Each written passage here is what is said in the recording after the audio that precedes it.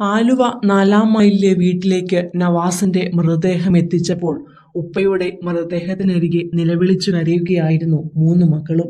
എന്റെ ഉപ്പ എന്ന് വിളിച്ചു കരഞ്ഞ മൂത്ത മകൾ മെഹ്റിൻ ഉപ്പയുടെ ചേട്ടൻ നിയാസ് ബക്കറിനെ കെട്ടിപ്പിടിച്ചു കരഞ്ഞപ്പോൾ കണ്ടുനിന്നവരെല്ലാം ഒരു നിമിഷം നിയന്ത്രണം വിട്ടു പോവുകയായിരുന്നു. അതുപോലെ തന്നെയായിരുന്നു 2 ആൺമക്കളും. ഉപ്പയുടെ പച്ച ഷർട്ടിട്ടാണ് മകൻ റെയ്ഹാൻ ഉപ്പയെ അവസാനമായി കാണാൻ വന്നത്.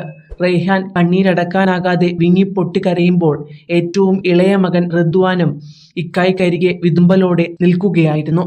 വെള്ളിയാഴ്ച രാത്രി ഉപ്പ വരുന്നതും കാത്തിരിക്കുകയായിരുന്നു മക്കൾ മൂവരും.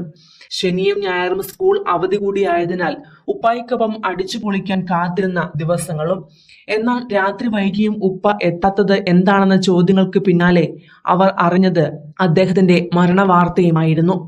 നവാസിന്റെ ഖബറടക്കത്തിന് പിന്നാലെയാണ് അദ്ദേഹം താമസിച്ചിരുന്ന ഹോട്ടൽ മുറിയിലുണ്ടായിരുന്ന സാധനങ്ങൾ വീട്ടിലേക്ക് എത്തിച്ചത്.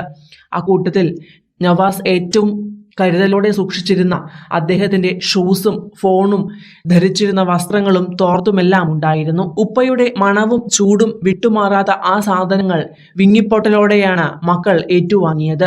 നവാസ് എപ്പോഴും വൃത്തിയാക്കി സൂക്ഷിച്ചിരുന്ന ഷൂസ് ഉടൻ തന്നെ തൂത്തു തുടച്ച് വൃത്തിയാക്കി വെക്കുകയായിരുന്നു മകൻ റെയ്ഹാൻ. നവാസ് യാത്ര കഴിഞ്ഞെത്തിയാൽ ആദ്യം ചെയ്തിരുന്നത് ഇതൊക്കെ തന്നെയായിരുന്നു. കഴുകാനുള്ള വസ്ത്രങ്ങൾ എടുത്തുമാറ്റി കഴുകാനിടുന്നതും ചെരുപ്പും ഷൂസുകളുമൊക്കെ അടുത്ത യാത്രയ്ക്കായി ഒരുക്കി വെക്കുന്നതുമെല്ലാം നവാസിന്റെ പതിവ് രീതികളായിരുന്നു. അത് മുടങ്ങാതെ വീണ്ടും മകൻ ചെയ്തപ്പോൾ പിന്നീട് വീട്ടിലെത്തിയവർ കണ്ടത് തിളക്കത്തോടെ പതിവ് പോലെ അടുത്ത യാത്രയ്ക്കായി ഒരുങ്ങിയിരിക്കുന്ന നവാസിന്റെ ഷൂസുകളാണ്.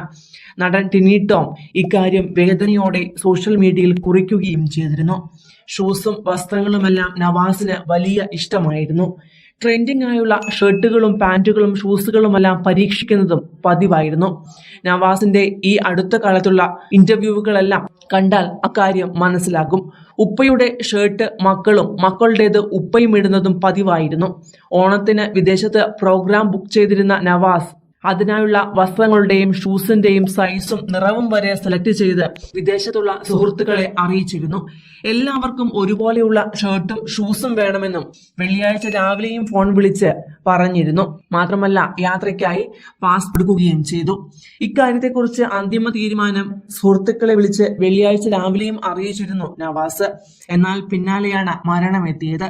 രാവിലെ മുതൽ അനുഭവപ്പെട്ടിരുന്ന നെഞ്ചുവേദന ഒരു നെഞ്ചരിച്ചിലാണെന്ന് കരുതി ഷൂട്ടിംഗ് പൂർത്തിയാക്കി വീട്ടിലെത്തിയ ശേഷം ശനിയാഴ്ച ആശുപത്രിയിൽ പോകാമെന്ന് വിചാരിച്ചതാണ് നടനെ മരണത്തിലേക്ക് തള്ളിവിട്ടത്.